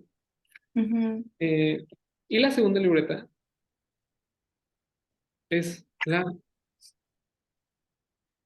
para esta, siempre sugiero que sea una que fijarse ya en los gramajes, buscar que la libreta diga que tiene 140 gramos o más. Desde ¿Por ahí, qué? porque uno puede pintar con tinta y usualmente las Moleskine tienen páginas horribles de un gramaje súper bajo y escribes con pluma y ya se te atravesó, ¿no? O sea, ya se ve en la página siguiente. Y y además tener este tipo de papel ya te dice, voy a aprovecharlo, voy a hacerlo Para... bien. Y esta libreta va a ser para un diario. No hay práctica más recomendable dentro de Sí. escritores. Los estadounidenses además han desarrollado mucho ensayo sobre eso, ¿no? Y es compartir lo que dice Joan Didion sobre las notas, ¿no? Y lo que comentamos al principio también es una forma de, de futuro, de hablar con el futuro. Pero el diario como práctica es... em, creo que es revolucionaria, ¿no? También nos permite vincularnos de una mejor manera con nuestro proceso literario, ¿no? Literario, artístico y emocional, ¿no? Porque finalmente, a pesar de que no somos nuestras emociones, escribimos emociones. Hay que tenerlo. Justo, perdón, justo mi psiquiatra me dejó de tarea tener un diario, escribir un diario. Claro Bien. que, ajá, sí, me pidió que anotara, o sea, que pusiera relevancia en algunas cosas, ¿no? Pero sí, me dijo, ya cómprate tu libreta y tu diario. Entonces, ahora que tú me lo estás diciendo, tengo, o sea, ya no hay opción de no hacerlo. Y, o sea, bueno, ahí también van un par enviarán la lista de materiales extra, pues, un par de consejos, ¿no? Que no anotes en la primera página, ¿no? Déjala en blanco. Siempre te aliviana más, porque casi siempre la primera página es intimidante, ¿no? Entonces mejor darle la vuelta y claro, Mm, no clavarse, no necesariamente que sea un diario. Y, y yo le agregaría también que no solo sea del diario, pues, o sea, sí. sino que algo que tú le pongas un valor como particular, ¿no? En este caso, yo lo que he estado haciendo es, eh, tomé un curso estoy tomando un curso de doméstica sobre hacer Ujú. entrevistas y y me di cuenta de eso, que me vinculo, o sea, claro, si no era evidente porque escribo, me di cuenta que me vinculo de una mejor manera a partir de la escritura. Entonces estoy haciendo una historia, la historia de pues, las personas que conozco, ¿no? La escribo y entonces voy anotando datos, entonces digo, ah, pues claro, es por acá, y así me acuerdo mejor, ¿no? Y pues ya, o sea, no importa, pero voy conectando también con una serie de cosas que puedo reconocer en mí, ¿no? Y en ese sentido es un diario, eh, pues, a pesar de mí. Pues, Ujú, sí, qué loco. eh, y tres, si estás haciendo una novela, sí, son tres. Ah, ok. Porque una novela sí es muy... eh, hay que pues, ir recorriéndola con muchísima más soltura, ¿no? Y ahí yo incluso diría, lo peor que puedes hacer si quieres hacer una novela es usar una de estas libretas. Tienes que ser una grande, ¿no? Y hacer mapas mentales y dibujar y hacer más cosas. Creo que es Ujú, lo que haría un gran novelista, ¿no? O al menos parece ser que esa fue pues, un poco el proceso de Cervantes, ¿no? De eh, Joaquín Machado de Asís, de Lezama Lima, ¿no? De James Joyce. Hay un libro con mil y un códigos eh, en el que pues van registrando eso, ¿no? Y porque eso, o sea, la novela realmente sentido no es tan difícil, más bien es cómo estructurar el camino, es más de constancia, ¿no? Creo que ujú, eh, es como un maratón a una carrera, y el cuento es una carrera de velocidad, ¿no? Entonces, tienes que dar el 1000, pero pues sí, para dar ese 1000 tienes que entrenarte un montón. La novela ujú, es más bien como controlar eso, ¿no? Y bueno, sigamos, ujú. si no se nos va. Eh, seis, cuida tus oídos. Eso es muy literal. Eh, Homero era ciego, era un poeta ciego, no sordo. Bonifaz Nuño era un poeta ciego, no sordo. Cuidemos nuestros oídos. Más allá de las manos, que sí son muy importantes, diría Jaramillo, ¿no? Mis manos son lo único que tengo. Pero para el escritor es fundamental el oído, ¿no? Ujú, Escuchar cada una de las conversaciones que nos suceden, que nos atraviesan. De nuevo, no, si no somos ni lo consciente, ni nuestras emociones, pues al menos sí somos las historias que nos atraviesan y que nosotros reproducimos, ¿no? ujú, Eh, Porque eso es lo que hace un escritor, ¿no? Si le quitamos esta obra de escritor, ¿no? Una persona que escribe, lo que está haciendo es traducir lo que escucha, ¿no? Entonces, creo que desde ahí pensar más en los oídos y también no solamente como que terminan aquí, ¿no? De nuevo, volver a la filosofía de las plantas. Las orejas son lo evidente, pero también escuchamos con otras cosas, ¿no? Con otras partes del cuerpo, cuando vibran, toda cosa, todo lo que existe vibra y es algo horrible, ¿no? Porque de ujú, repente algunas vibran más que otras y tenemos que convivir con ellas, como el Metrobús, y entonces sentimos, pero eso ya es una forma de escuchar, ¿no? Aunque traiga los audífonos, escucha, ¿no? Cómo se acerca, se siente de otra manera, ¿no? Y si los oídos son el receptáculo, pues bien, escuchamos con otras partes, pero aún así no hay que dejar de cuidarnos los oídos. Y de nuevo lo digo en un ámbito muy realista en el que también desde el iPod ha habido una poca educación y un poco cuidado de la salud auditiva, ¿no? Y los conciertos realmente son terribles, si uno lo piensa, ¿no? Se agrede muy feo auditivamente en los conciertos.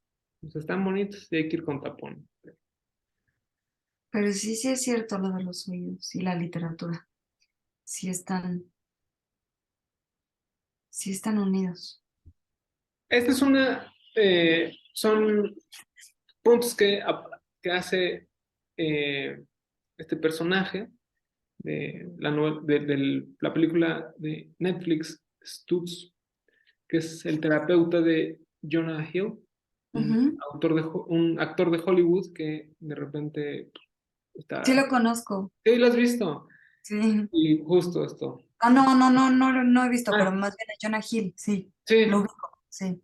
pues es su terapeuta y dice, quiero hacerte una película, güey, eres una persona muy chida. Y tienen una entrevista brutal. Los dos son grandes conversadores y algo que no quiero dejar de apuntar en algo sobre escritura es esto. Acepta el dolor y la incertidumbre y trabaja constante. Opera, o al menos opera en mí hasta hace no tanto tiempo el tema de, es que, ¿cómo, cómo voy a escribir si no tengo tiempo alguno, ¿no? ¿Cómo Ujú, si no estoy en mi momento más inspirado? Si, no, eso nunca va a suceder, nunca vamos a llegar a ese momento. El, la escritura es, y el arte, independientemente de la industria, eh, no tiene valor alguno. Tiene coste, eso sí, porque de nuevo hay que hacerse de un tiempo para escribir, hay que lavar los trastes bien para poder entonces venir a escribir, ¿no? Hay que ujú. conseguir la comida. Pues de modo, en ese sentido hay que aceptar el dolor, la incertidumbre y más bien aprovechar cada momento que tengamos para escribir. Por eso la primera libreta que sea, trátala hasta sin que importe, ¿no? Y pues más bien desde ahí dejar de pensar en la escritura como algo elevado y más bien como interiorizado, ¿no? La escritura, de nuevo, va más allá de la grafía, ¿no? De la tinta ya modelada para que aparezca en un texto. Mm. Aquí lo pone Alf de una manera muy linda, por eso lo traía, ¿no? Porque además es algo real. Es muy difícil que actualmente nos sintamos felices plenamente y no tengamos un momento, o al menos un pequeño resquicio de paz mental, porque el capitalismo nos dice eso, ¿no? O sea, tienes que pagar la renta, tienes que sobrevivir, ¿no? Lo ideal para el capitalismo es que tú no vivas, sino que sobrevivas. Es que Ujú. tú tengas siempre una deuda, entonces no puedes descansar. Mm, Ay, güey. y en ese sentido, siempre haber un sentimiento de confusión, soledad. Siempre volver entonces a la filosofía de las plantas. Si yo estoy aquí, es porque esta persona está aquí. ¿Y por qué esta otra persona está aquí? ¿No? Eh, Creo que lo más saludable para eso es vincularse a partir de yo eh, solo soy una parte de toda esta gente que se está moviendo, ¿no?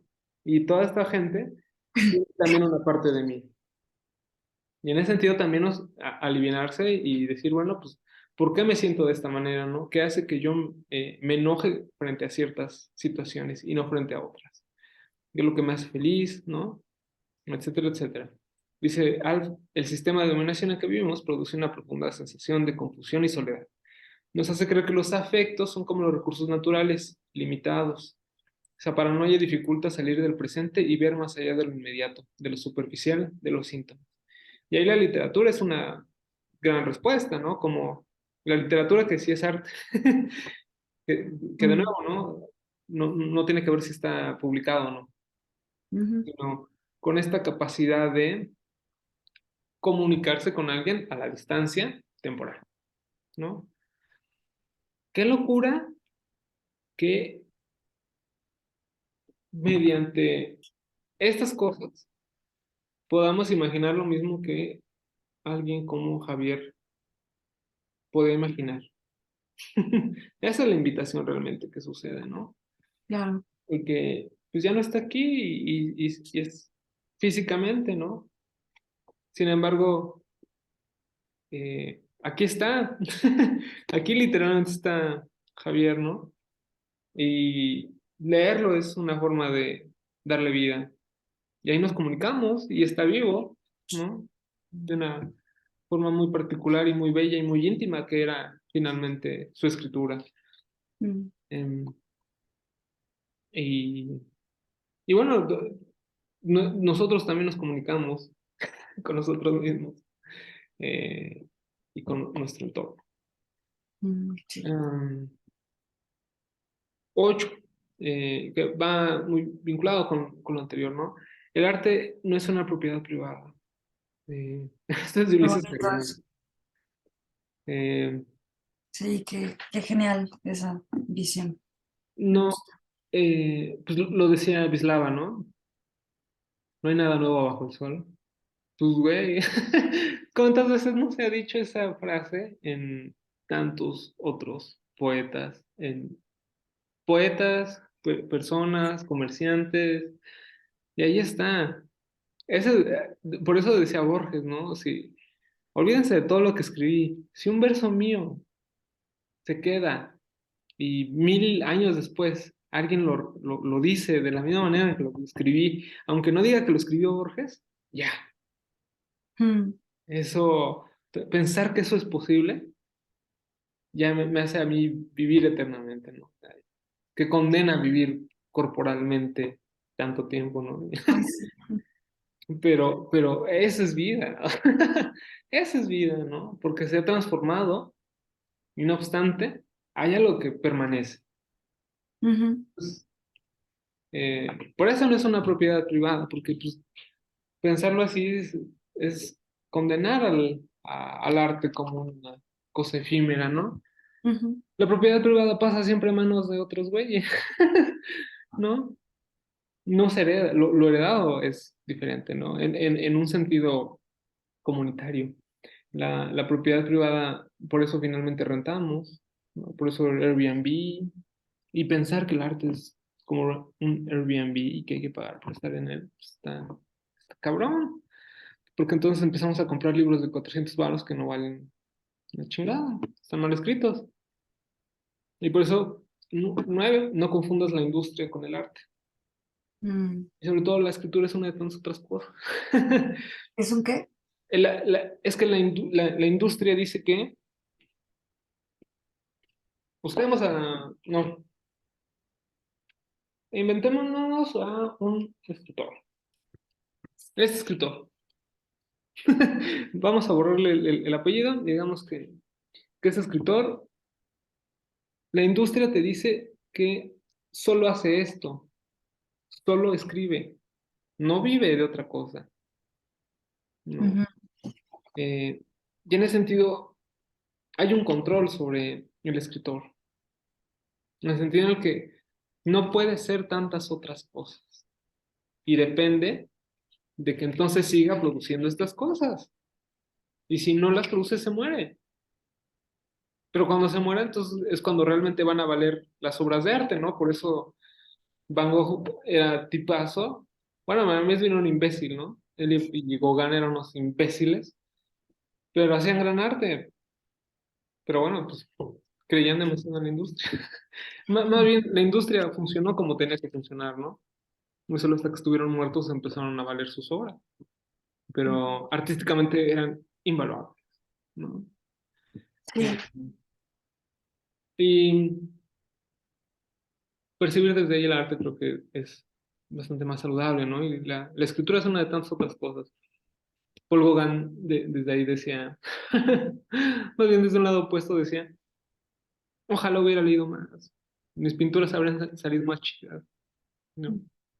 Y los escritores más plenos que he leído hablan de eso, ¿no? Dicen, qué chido haber podido haber sido otra cosa y además podido haber escrito, y además escribir, ¿no? Eh, Hugo Padelletti era uno de ellos, ¿no?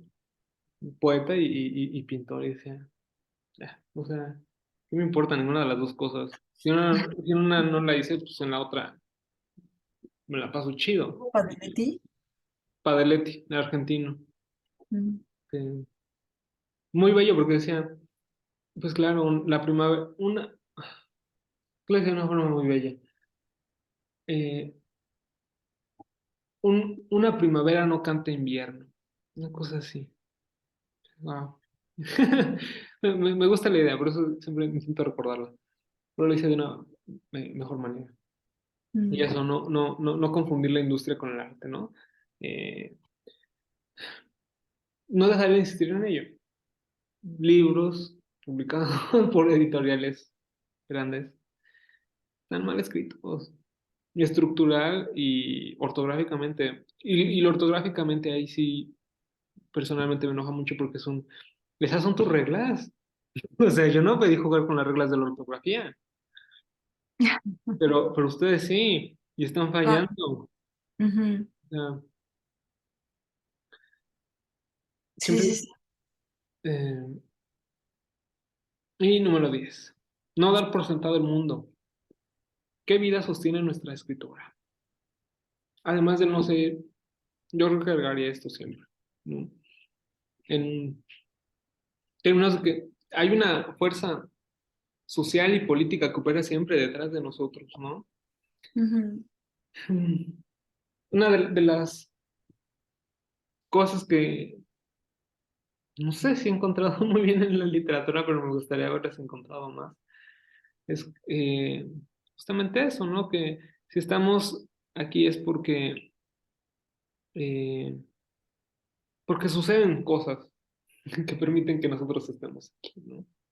Claro, sí. Eh, desde una configuración de familia, desde que nosotros nos apropiemos de espacio, desde que le digamos, güey, este libro me liberó de la ansiedad que sentía porque mi mamá nada más me contaba historias de vivir eternamente. Mm. Y eso es lo que sucedía.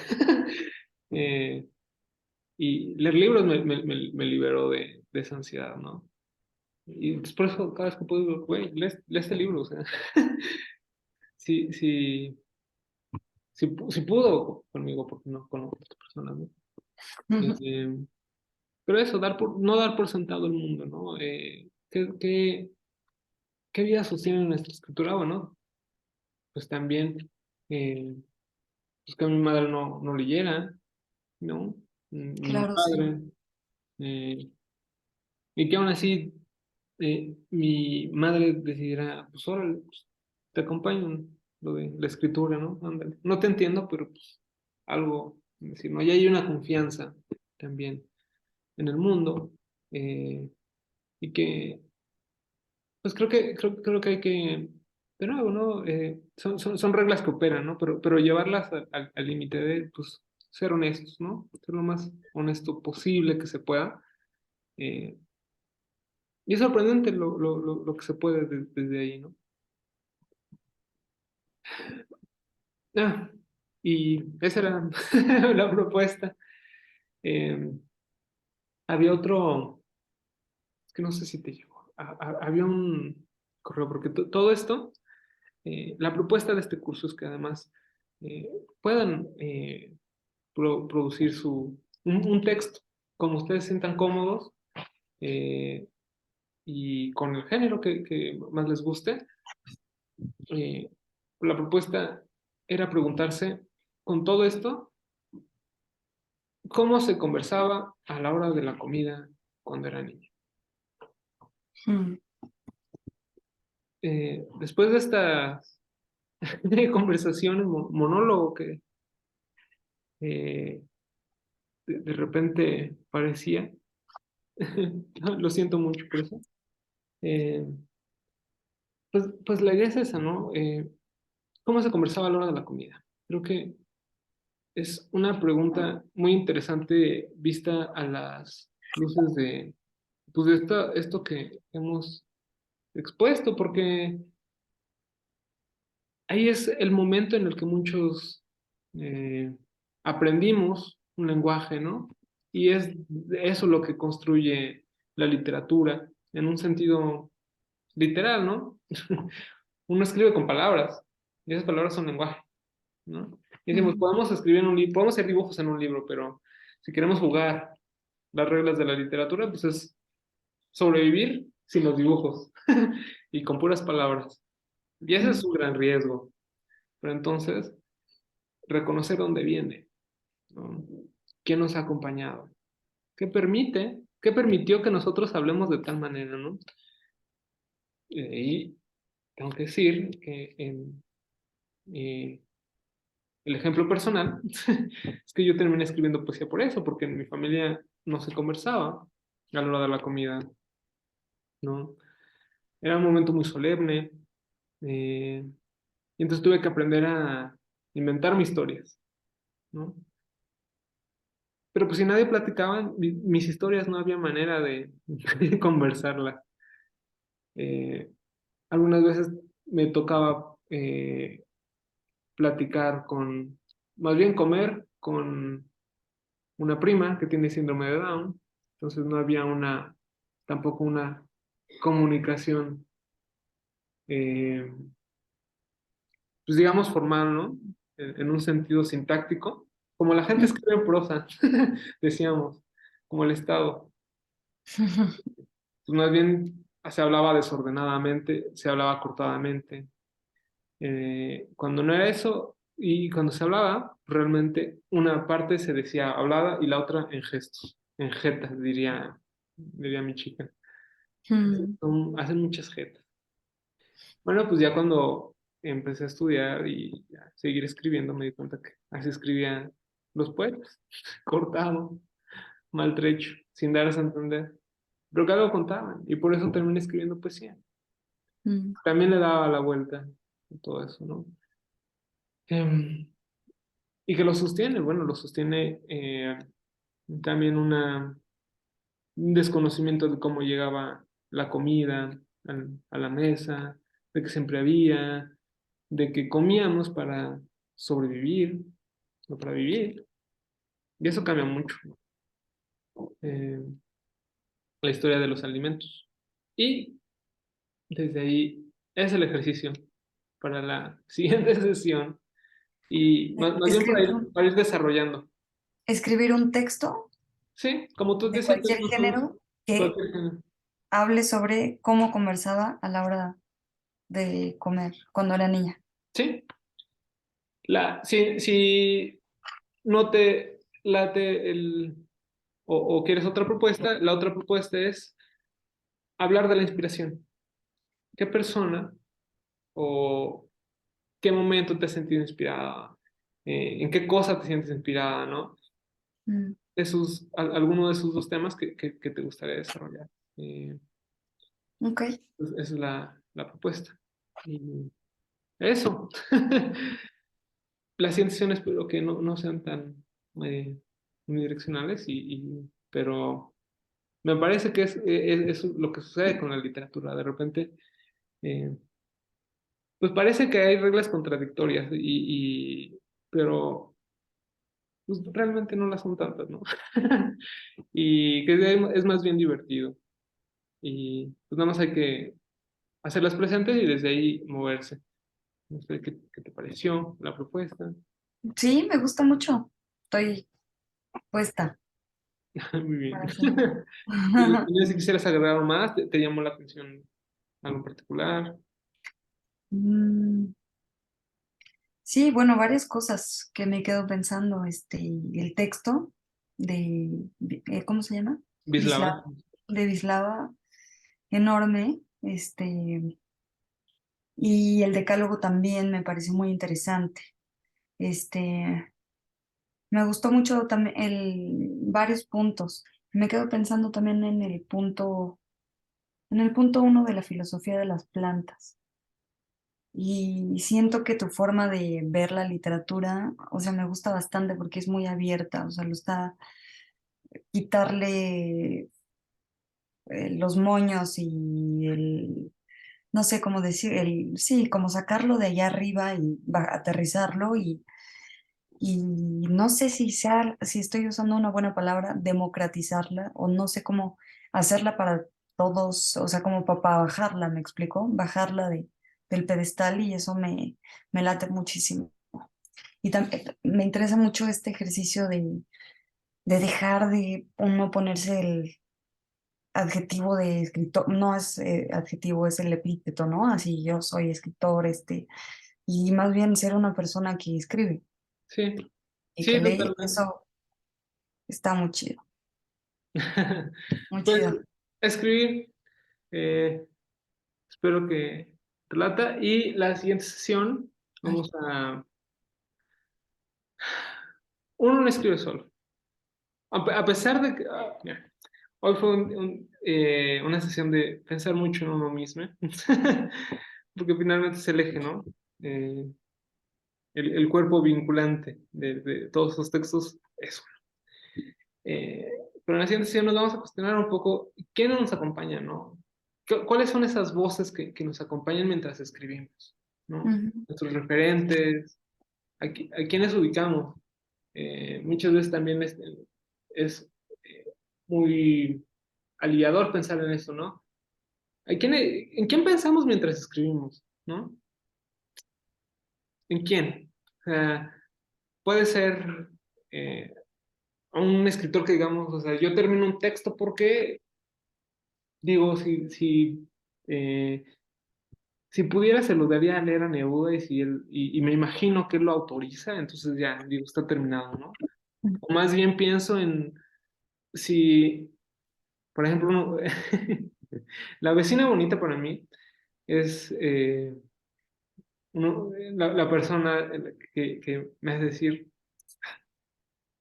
es decir, perdón, le di muchas vueltas, pero cuando escribo un texto, digo, tiene que estar tan bonito como para poder leérselo a la vecina. Qué chido. Entonces, eso me lleva a mí a poder escribir un texto lo Ujú. mejor posible, ¿no? Y en ese sentido, eh, la idea es, en la siguiente sesión, desarrollar también esta otra parte, ¿no? ¿Quién nos acompaña mientras escribimos? ¿Qué voces? ¿Y cómo las hacemos presentes, ¿no? A quiénes volvemos nuestra familia de escritura, ¿no? Eh, y eso. Va. Muchas gracias.